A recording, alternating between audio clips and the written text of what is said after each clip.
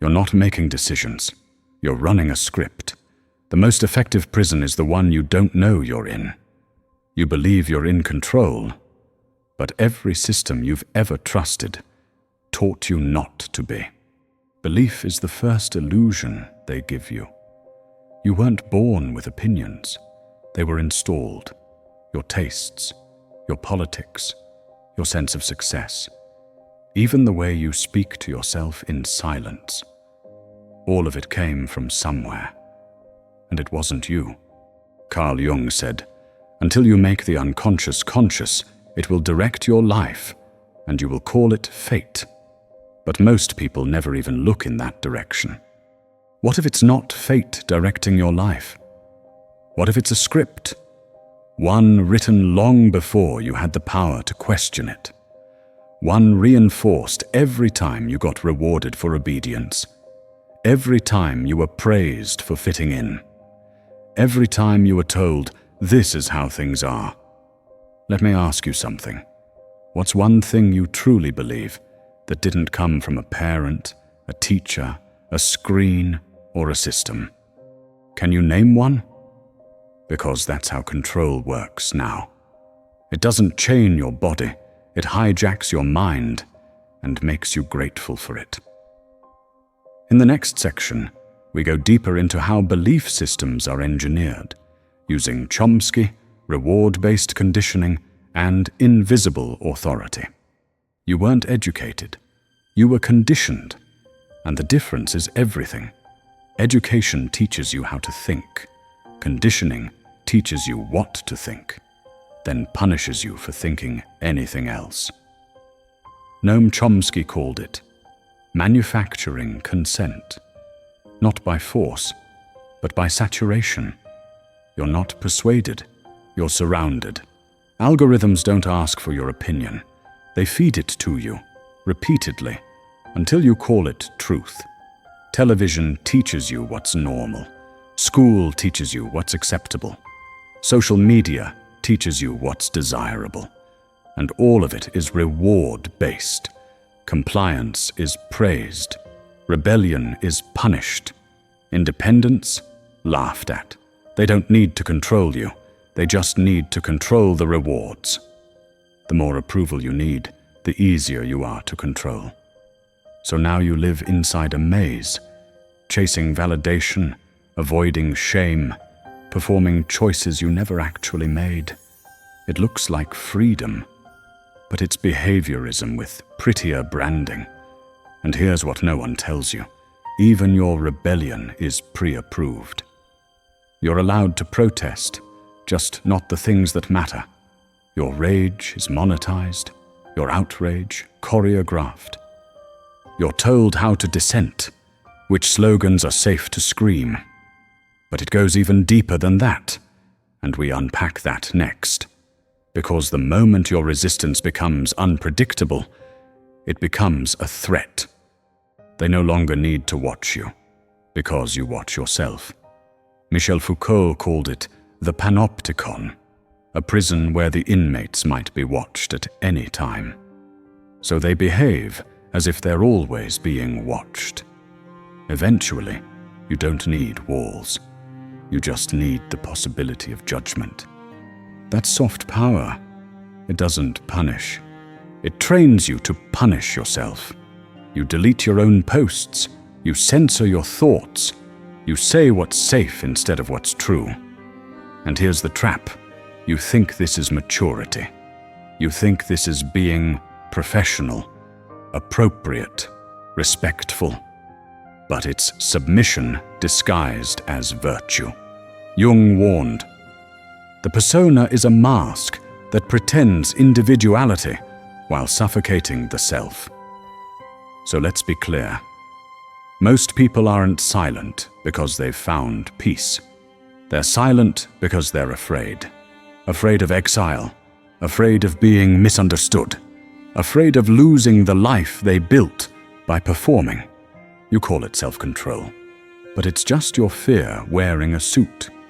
And that's how power wins, by convincing you that silence is noble, when really it's just learned compliance.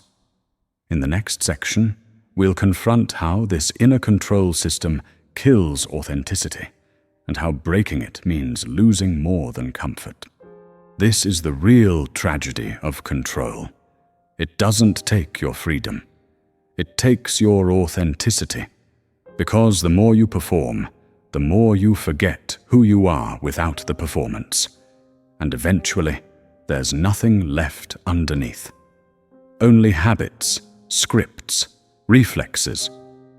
Friedrich Nietzsche said, "The individual has always had to struggle to keep from being overwhelmed by the tribe.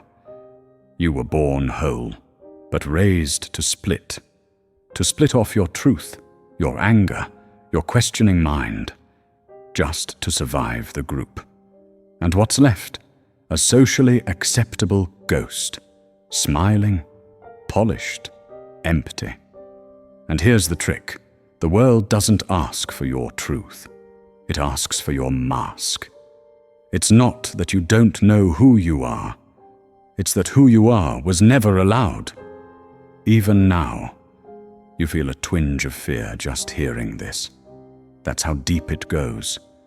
That's how thoroughly they trained you to mistake obedience for identity. You say yes when you mean no. You smile through disgust. That's not niceness. It's strategic self-betrayal. Because here's the final layer. You don't just conform to gain approval. You conform to avoid abandonment. Because in a world where love is conditional, agreement becomes oxygen. So when you finally question it all, when you finally break the spell, you lose more than comfort. You lose belonging. And that's why most people never do it. So what do you do with all of this? That's next. You think you're making choices. But what if every decision you've ever made was just permissioned behavior? That's how invisible control works. It doesn't take your freedom. It reprograms it until your thoughts aren't your own. Your values aren't your own. And the person in the mirror is just a reflection of what the world told you to be. Erich Fromm said, "The most powerful weapon of the oppressor is the mind of the oppressed." Fromm understood something chilling. True power doesn't enforce compliance. It breeds it through identity. And that's exactly what happens. They don't need to chain you.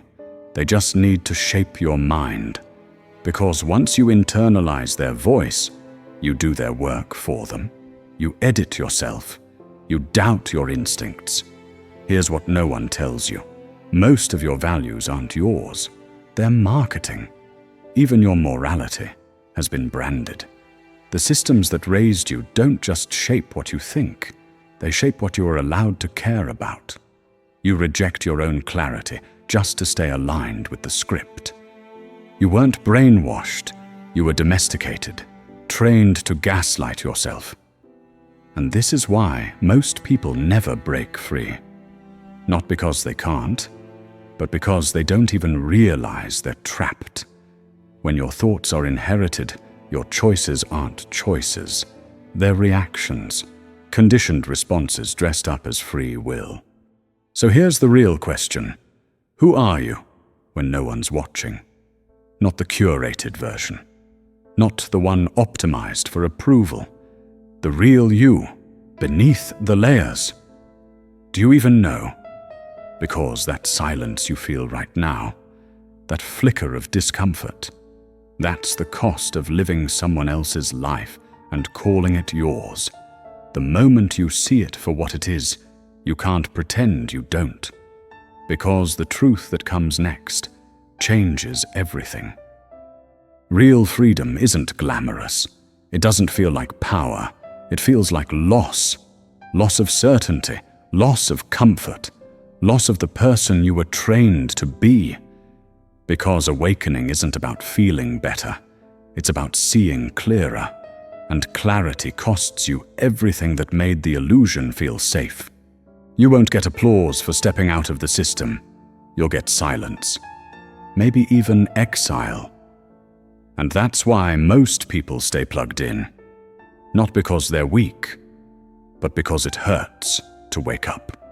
Jung wrote, "The privilege of a lifetime is to become who you truly are." But he never said it wouldn't break you first, because to become who you are, you have to let go of everything that told you who to be. You have to unlearn yourself, and that's where the real rebellion begins.